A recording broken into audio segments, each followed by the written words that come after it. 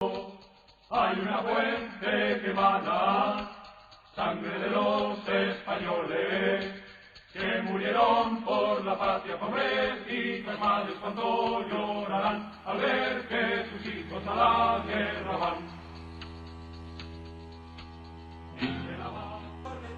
En la descarada rebatiña de las potencias colonialistas para apropiarse de aquellas zonas del globo terráqueo que aún no se han repartido, quitándoselas a sus habitantes, a los que ven como miembros de razas inferiores, Francia y España se adjudicaron Marruecos. Creo que el colonialismo en Marruecos surge después del inmenso desastre tras el 98. Y a partir de ese momento, toda la ambición del ejército y del rey español es guardar un trocito de imperio, aunque carezcan de medios para ello. No es un verdadero colonialismo, es una ocupación, una estrategia política. No se puede hablar de colonialismo. No hay un esfuerzo de escolarización, de hospitalización, de industrialización, no hay nada. Hay sobre todo la preservación de un trocito de tierra. Eso es todo. Se vendió un poco la imagen del procesorado como un Eldorado. Es decir, un afloramiento minero inmenso de manganeso, de plomo, de zinc, incluso de plata, de oro, pero al final resultó que no, que lo que había era hierro, pero hierro en grandísimas cantidades. Hay que decir que la Compañía Española de Mina del Rif fue, sin duda, el buque insignia del capitalismo español en Marruecos. Fue la mayor aventura empresarial que tuvo España en todo el norte de África. Empezaron a explotarse en 1907. Y desde entonces pues, ha seguido una trayectoria larguísima, muy intensa, en la que se han exportado millones y millones de toneladas de hierro de una gran calidad.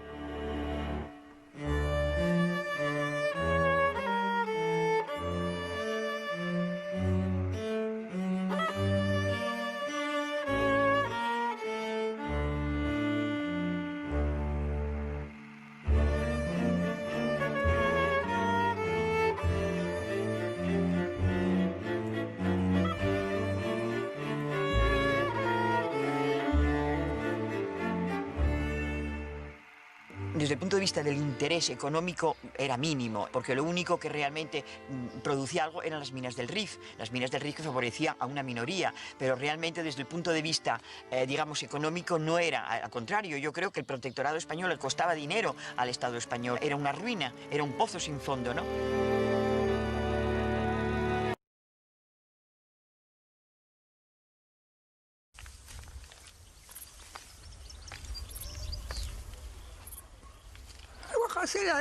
Era el campo.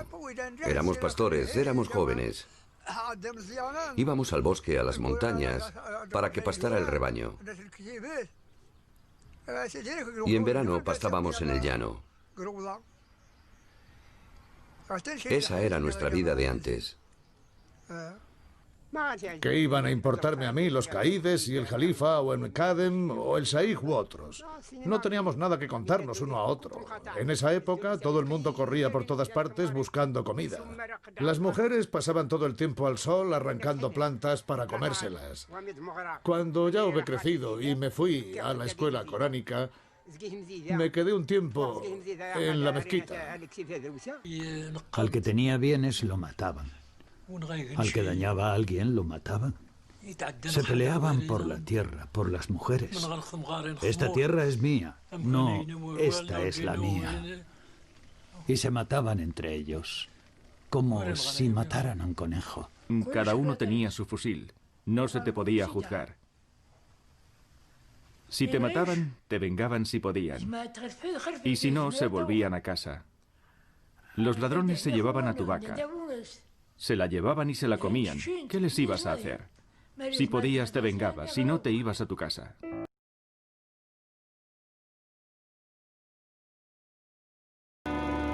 España tuvo graves problemas para controlar el territorio marroquí, entre otras cosas porque España, como potencia colonial, era un desastre. Las directrices eran confusas, había una predominancia clarísima del estamento militar que está más interesado en ganar batallas que en conquistar un territorio.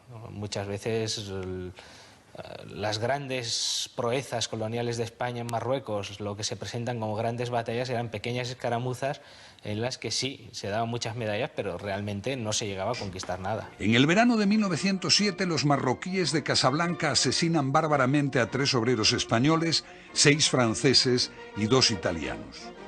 Los gobiernos de Francia y España envían fuerzas a Casablanca, comenzando así una guerra de conquista para la ocupación del territorio que cada cual se había. El desastre del Barranco del Lobo conmociona a la opinión pública, espantada al conocer las noticias de la carnicería de soldados españoles. En el Barranco del Lobo hay una fuente que emana sangre de los españoles que murieron por la patria. Pobrecitas madres cuando llorarán al ver que sus hijos a la guerra van. En el verano de 1909, el gobierno deja traslucir que enviará a Marruecos 20.000 soldados reservistas que, como siempre, pertenecían a los sectores más deprimidos del proletariado.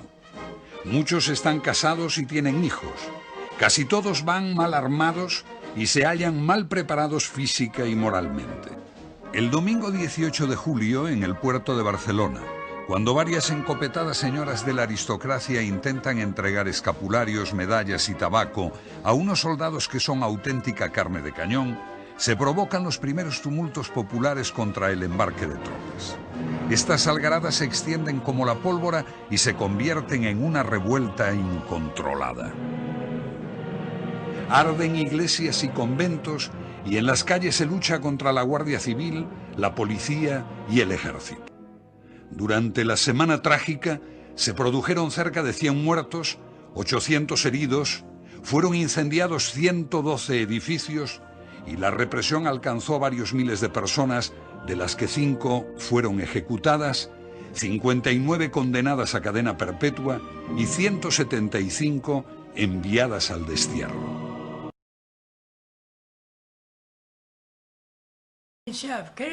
Abdelkrim estudiaba en Fez. De allí se fue a Melilla. Los cristianos le dijeron: Abdelkrim, habla con tus compatriotas. El ejército se va a instalar en vuestra tierra. La desarrollará, hará carreteras, habrá paz. Porque tenéis una gran anarquía y tú serás el más grande de todos. Cada uno guardará su religión. Les contestó que no. Entonces un cristiano le pegó una bofetada y le llevaron a la cárcel. Lo terminan soltando de la cárcel, vuelve de nuevo a colaborar, pero llega un momento en que Abdelkrim se da cuenta, y la ruptura llega cuando se da cuenta de que los españoles lo que están buscando no es el favorecer el desarrollo de la región, sino lo que quieren es la conquista y la ocupación militar del territorio. Se alzaron gritos de guerra y nos agrupamos. El ejército español destacado allí está mandado por el general Silvestre y cuenta con 80.000 hombres. Las operaciones militares que se realizan pretenden hacer efectivo el dominio español sobre el protectorado del norte de Marruecos. En el Rif, la zona oriental del protectorado, las tropas españolas han de enfrentarse a las tribus bereberes mandadas por Abdelkrim. El 16 de julio de 1921, los rifeños atacan masivamente y cercan a los soldados españoles destacados en Anual. 5 días después, el general Silvestre ordena la retirada hacia Melilla, pero la retirada acaba convirtiéndose en una desbandada. Se produce una persecución de 140 kilómetros en la que las fortificaciones construidas por los españoles en los últimos 10 años caen una detrás de otra como fichas de dominó. La persecución acaba en el fuerte del Monte Arruit, donde los 3.000 soldados que han conseguido llegar logran resistir un asedio de 10 días. Finalmente, los rifeños toman el lugar y pasan a cuchillo a 2.300 soldados. Los demás son hechos prisioneros. Y en la batalla de Anual, los combatientes rifeños dan muerte a cerca de 10.000 soldados españoles, hacen más de 1.000 prisioneros, se apoderan del Arro y amenazan Melilla. Centinela, centinela, centinela del serrallo, alerta, alerta que vienen los burritos de a caballo, la plaza de Tánger la van a tomar. Realmente Anual no se puede decir que hubiera sufrido un ataque. Había una jarca que estaba cercana, pero un ataque en regla no lo hubo nunca, Anual. No lo hubo. Es decir, fue un pánico de ver avanzar a unas fuerzas como en formación de regulares, y se creó el pánico y fue cuando se decidió la salida pero de manera atropellada. Y entonces era una especie de carrera loca tratando de cómo poder salvarse y llegar a Melilla. En España, la noticia del desastre provoca en la calle manifestaciones de protesta por parte de republicanos, liberales y socialistas. Los diputados de estos partidos exigen en el Parlamento el abandono de Marruecos. Además de al ejército, hacen al rey responsable del desastre. El ejército vuelve a estar en el punto de mira de la sociedad española. Que culminará en un tremendo escándalo político y militar, el país soportará una guerra que ha de costar aún muchas vidas y un río de dinero. Bueno, en un primer momento los españoles lo que deciden es hacer una campaña, como ellos dicen, de venganza. Esta campaña de venganza es incluso una campaña muy indiscriminada en la que muchos marroquíes la sufren incluso sin haber tenido ninguna vinculación directa con Abdelkrim. La primera tentación de los españoles es recurrir a una campaña de amputaciones masivas de orejas, de narices, incluso a los cadáveres les amputaban las cabezas y las coleccionaban.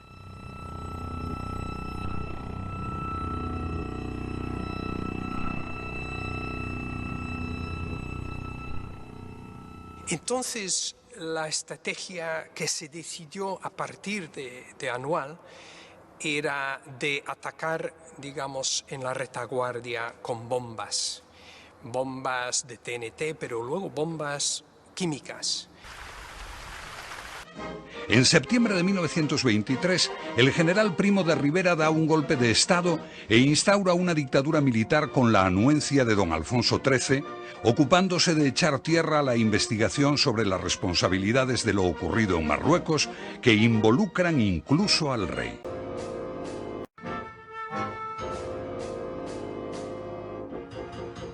...8 de septiembre de 1925, puerto de Ceuta. El general Primo de Rivera acaba de embarcar en el buque insignia de la Armada, el acorazado Alfonso XIII. Desde allí va a dirigir una nueva y decisiva intervención militar en Marruecos, el desembarco en la bahía de Alhucemas.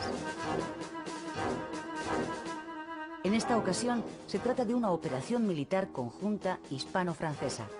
El líder rifeño Abdelkrim ha extendido la guerrilla al protectorado francés, lo cual ha favorecido el acuerdo entre España y Francia para acabar con la insurrección rifeña.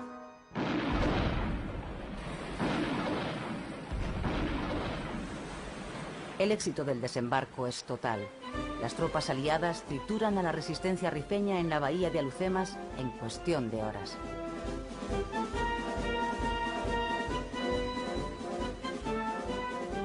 Seis meses después, el ejército español domina el Rif y su líder, Abdelkrim, se rinde a los franceses. Los oficiales africanistas, los que han hecho su carrera militar en Marruecos, jugarán pocos años después un papel decisivo en la historia de España. Son Sanjurjo, Mola, Godet, Varela o Franco.